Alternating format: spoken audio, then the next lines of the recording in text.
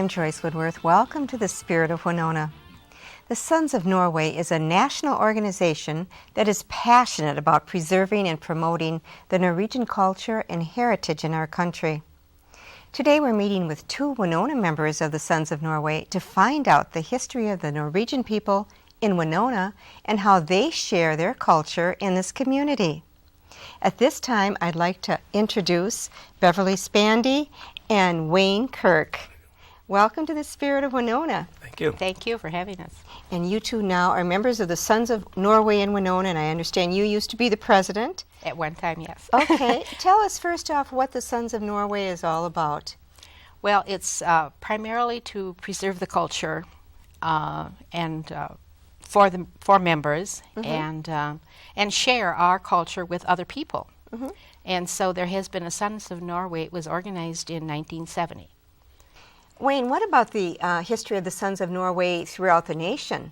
In 1895, as I recall the date, a small group of men got together and decided they wanted to form a social club. At that time, as you recall, in the late 1800s, clubs were very important, the Masons, so on and so on. Everyone was in the club. So the Norwegians said, well, we want a club too. So they started the Sons of Norway. And for the first dozen years or so, only men were allowed in this organization. And finally they allowed women. And my response is they probably decided to allow women when they finally decided they needed lunch. So then they allowed the women to come in. Well, Wayne, tell me now a little bit about the history of the Norwegian people to this area. Well, the first Norwegians came here to the United States back in 1825, but they did not reach this area until maybe the late 1850s. And they were a little bit late. They were somewhat behind the Germans and the Poles, because when they came here, most of them coming from Norway to Wisconsin and then to this area. And of course, there were a lot of things taken by the previous people. So they went out into the valleys a little further south and east of here, such as Fillmore and Houston. And so early representation of Norwegians in the city of Winona was very limited in the early days. Why did they come here, and what type of people were they? They were farmers. They came from Norway because land was no longer available. The birth rate had gone up, the death rate had gone down, the farms had become smaller. They were looking for work. They really were not urban people. And so they wanted a rural life, most of them. Well, they settled in this area because it did remind them of their country, with the valleys and the hills.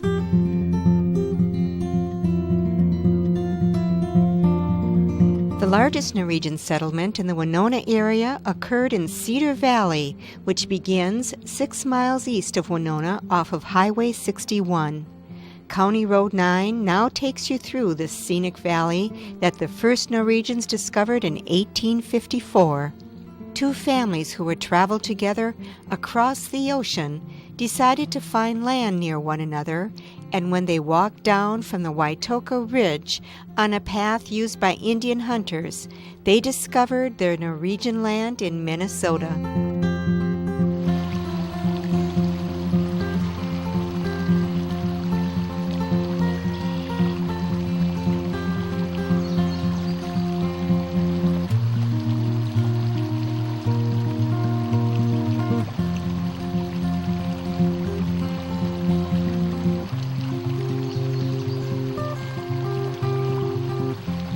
Halvor Meyer and his wife Carrie, along with Nils and Ingeborg Sibo, were the very first Norwegian settlers in this valley, and perhaps in Winona County. Within the years to follow, they contacted their friends and relatives back in Norway, who also left their country and made this beautiful valley, which looks so similar to their homeland, their new place of residence. The spots the Sibos and Meyers chose to build their homes on are at the base of hills that offered protection from the winter blasts of cold, near springs that gave them their fresh water supply and kept food cool for them in the summertime, by woods that offered trees for fuel and grassland for crops and livestock, but most important, the same aesthetic beauty of the land they left in Norway. people are beginning to think again of their background and their culture. And it's fun to share it. I know we're having a great time with our Norwegian Cultural Fair. Well, let's talk about that. How do you preserve your history and your culture through that fair? Well, we started this Norwegian Cultural Fair 2 years ago. We serve a frokost, which is a typical Norwegian breakfast. It's a cold breakfast. It's not what people normally think of for breakfast. The cultural fair is held at Central Lutheran Church during the month of May. The public is invited to participate, and the highlight is definitely the frokost. Karen Chebatowski leads us through the Norwegian breakfast food line, starting with different types of breads, in particular flatbreads made with oatmeal.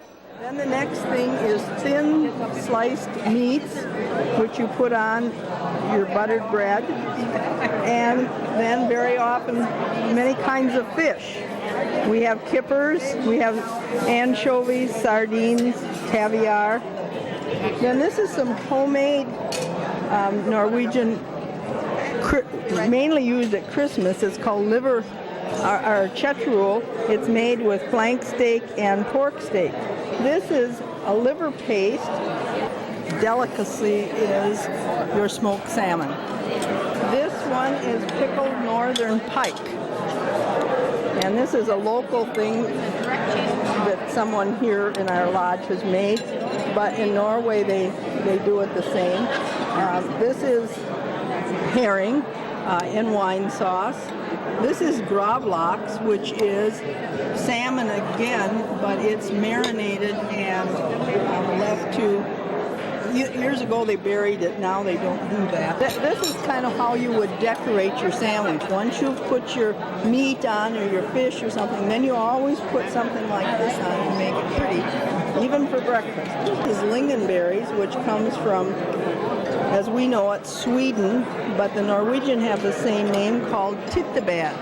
And so these are the same thing. And then this is cloudberries, which is a special berry that grows only in the high mountains, very rare. And this is Norwegian Jarlsberg cheese, which is their #1 export. This is Norwegian goat cheese. And there's a variety of fruits that also can be used on the sandwiches. But this happens to be my great-grandmother's recipe from Norway. And so the donuts, and then here is fattigmann, which is the poor man's cookie. I don't know why they call it poor man's cookie, because it uses a lot of butter and eggs, but the poor people lived on the farm and they had those things, and so therefore they used them to use them up and make lots of good cookies. Okay, this is called a Norwegian wedding cake. It's in Norwegian it's called a kunsakake, and they make these for weddings, for confirmations, any very special occasion that they have in families. They're made on a ring of 5 different rings that come in a kit. It is made out of pure almond paste with a little sugar and egg white added to it, and then you put it in a pastry tube and squeeze it through onto your pan and then bake it. They also use a wine bottle in the center of this here for when you break off a piece and you get down to the bottom, then you celebrate by opening the wine bottle or champagne bottle and drinking it. These are Norwegian crumb cakes or krumkagas. They are made in a small iron. In fact, the iron that I have is my mother's. It's probably 100 years old. And it's an iron which is similar to a waffle iron. And you make them on the waffle iron, and you take them over and roll them on a small dowel and let them cool, and then they turn out like this little scroll. So they're wonderful. Some fill them with whipped cream, some fill them with berries and things like this. But they're truly Norwegian. These are sandbagels, or sand cakes, whichever you'd like to say, and they're time-consuming to make. They have a lot of butter and a lot of sugar, and you press each one, or press dough into each of these little tart pans. So it does take a lot of time, but remember, it's good with butter. I got rosettes, and they're usually made like for Thanksgiving, Christmas, or any other special occasions. They are thin batter, and you dip an iron into it and dip it in hot fat until they fry and get golden brown. And you take them out. You can either use it with, dip them in sugar, serve them with whipped cream, or just plain.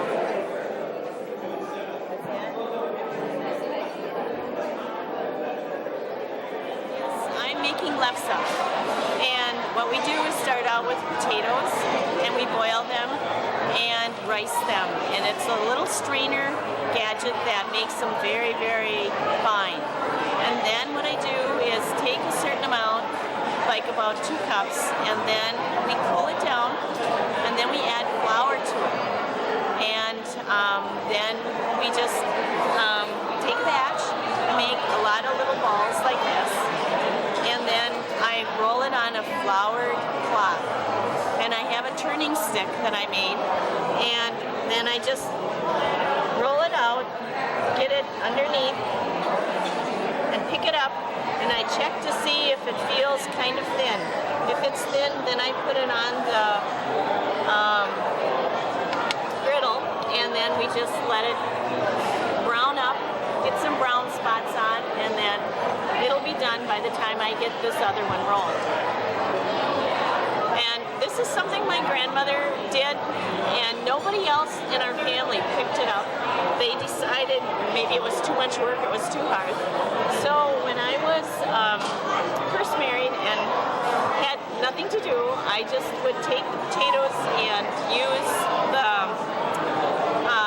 ideas that my grandmother gave me. And she said to rice potatoes and all that. And she did it on a wooden, or like a cook stove that's fired by wood. This is her old rolling pin, and it's a groove one. And then I put a sock over it because the grooves cut the potato too much. So I just put this little sock over it, and it makes it a lot easier to roll. But her lefse tasted really a little bit different because it was baked on a wood stove. They use this as bread, we would use bread back in the old days, I understand. And potatoes were a crop that were grown in Norway that was pretty plentiful.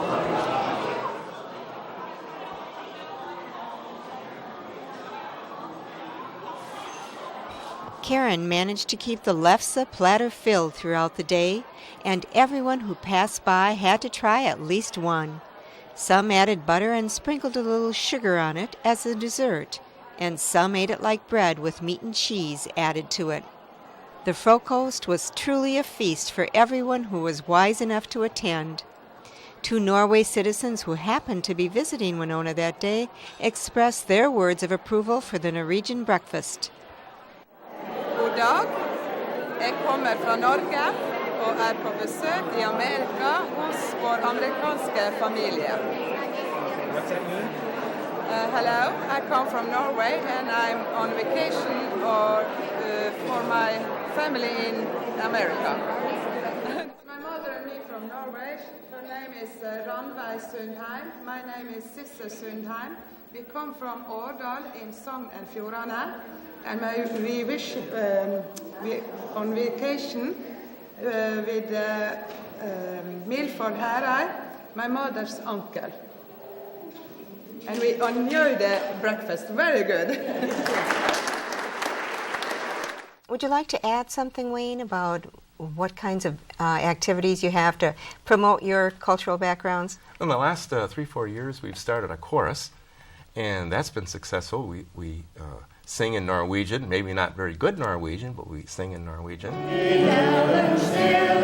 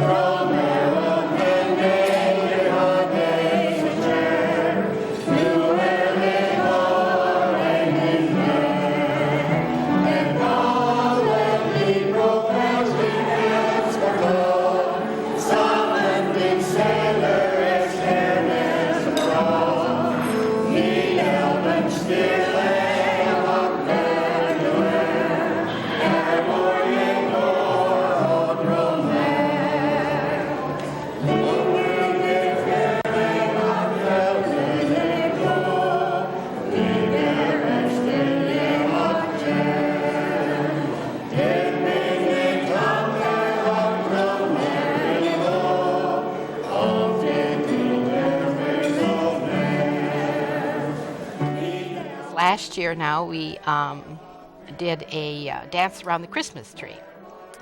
That's something that's traditional in Norway.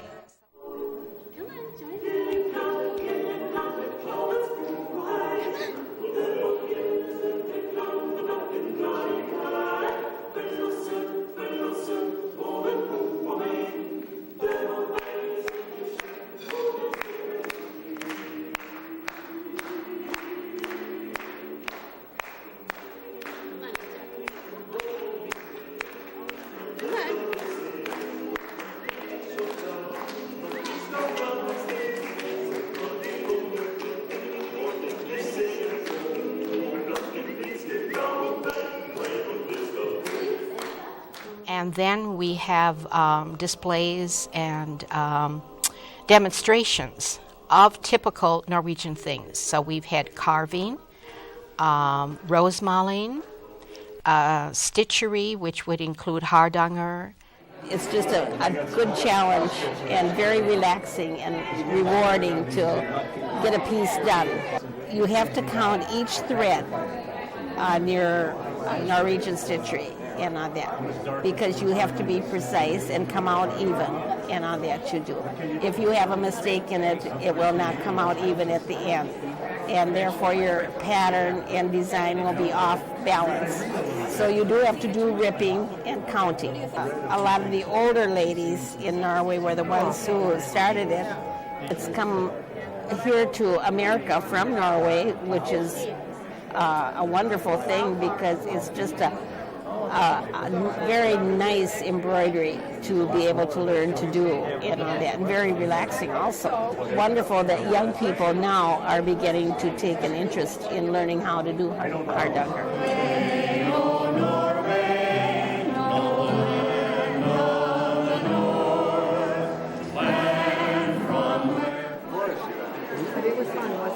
Oh, I should say. You must see all these exhibits. Yeah, I got to look at them.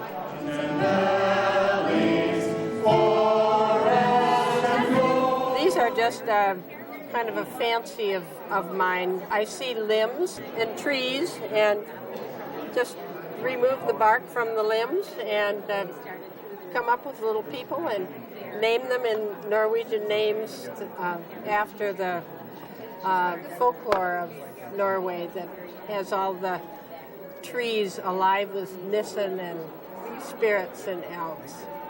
So that's what these are. Kind of silly, but they're fun.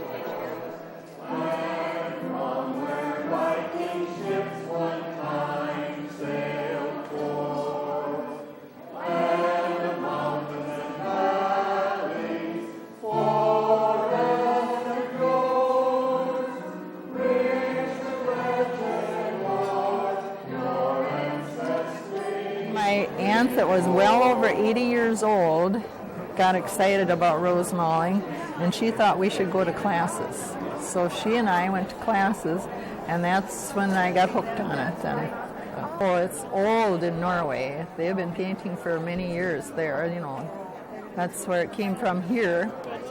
And this lady that put out this book sort of got it really going in our area.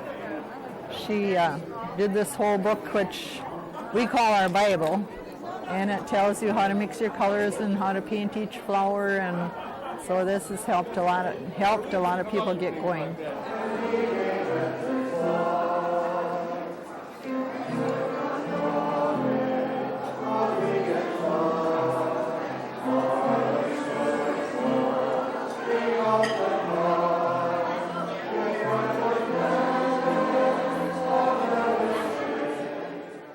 What you carving there?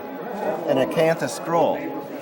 It's a Norwegian-style acanthus. Quite difficult to carve as far as the acanthus. This particular scroll is going to be used for a shelf. The acanthus grows in the Mediterranean, and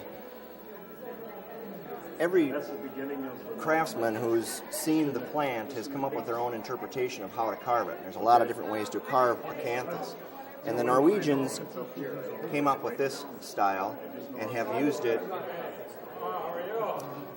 quite extensively. And acanthus is in It's in furniture, it's in architectural design, it's in your bed sheets, it's in your floor patterns. This piece is a Norwegian style acanthus carving that was Hans Sandem from the Vesterheim, who instructs there annually, has helped me with the design on this particular piece, and also with some of the carving aspects of it. And in that class I developed the technique to do this particular carving. And when I got done, we didn't know whether we'd put a mirror in it or whether we would put a picture in it, but we decided to put a photo of my wife and I in it. This piece here is a chalice trunk. It doesn't have any specific destination. A priest or a minister could purchase it to take his chalice from chapel to chapel. Born out of a desire to do a trunk top like this here is basically how that one started. So we're trying to bring some of these traditions and expose the community to them. Well, it's a wonderful event. You're hoping it's going to be annual. Well, people keep telling us, now you got to do this again next year, so I don't know, Wayne. We've taken notes and make it better every year. So. What month are you generally going to have it? Well, we like to have it in May because of Settentemai. For a couple of years, we did celebrate Settentemai at the Polish Cultural Institute. And then one year we also celebrated in conjunction with the Polish Cultural Institute a Midsummer's Day. And we had food and music and things going on for a better part of the day. It was a great event for the two of us to do this. Well, and I know everybody that's a member of your Sons of Norway seems to wear wonderful costumes. Let's talk a little bit about your costumes. This is a lovely outfit right here. Is it a traditional costume of Norway? Mine is what they would call probably an everyday costume. Norway is divided into districts. And so if you were to wear an outfit, they would immediately know what district of Norway you were from because of that. And when I chose to buy something, most of them are in wool. And I didn't know whether I could handle the wool, so I went with this, which is cotton. However, my jewelry is from Norway, and the shoes that I have on with the pewter did come from Norway. They are darling. Yeah. This is like a jumper. It's all one piece. And what is really neat about it, there are little tucks in it. So as you expand, you can take those out, and it will fit you for many years. So I've been lucky. I haven't had to do that. Let's look at this jewelry a little bit. Now, explain this to me. It's very unusual. Is it all silver? Or? Yeah, it's silver, yes. And generally, they wear two of them. And, of course, some are very large, much bigger than these. These just happen to be the ones that I selected. But so it's a little brooch? A brooch with, and some of them are in gold and some in silver. And they have, I don't know what you call them, but they just have little dangling things on them. Do they generally wear two brooches? Well, like this? a lot of them do, and some just wear one. You know, it just depends. Oh, but, it's beautiful. Thank you. One thing about Norwegians, it's a wonderful place to go for Americans. If you want to go to a place where you know you are liked, go to Norway. They love Americans. They may disagree with our politics, but they love Americans.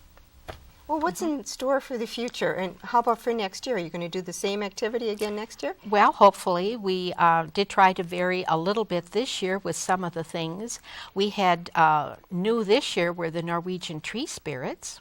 And so maybe she'll come back with some more tree spirits. One thing, and in relationship to what Wayne was talking about, we try to promote and help the young people with the Norwegian cultural. There is a Norwegian camp in northern Minnesota called Skjorgfjorden, and children, grandchildren of Sons of Norway members are eligible to attend that, and we help sponsor them. And I have had one granddaughter that went for 5 years, and she just loved it. She just couldn't wait to go back. So it's a wonderful thing for the youngsters to have this opportunity. And we do encourage it. Wonderful. And next year we can look forward to another cultural fair in May, correct? Oh, yes. Okay. Thank you so much for coming to the show and telling us all about your wonderful traditions. Thank you for having us. All right. And thank you for joining me today. Please join me again next week. Till then, enjoy the Spirit of Winona.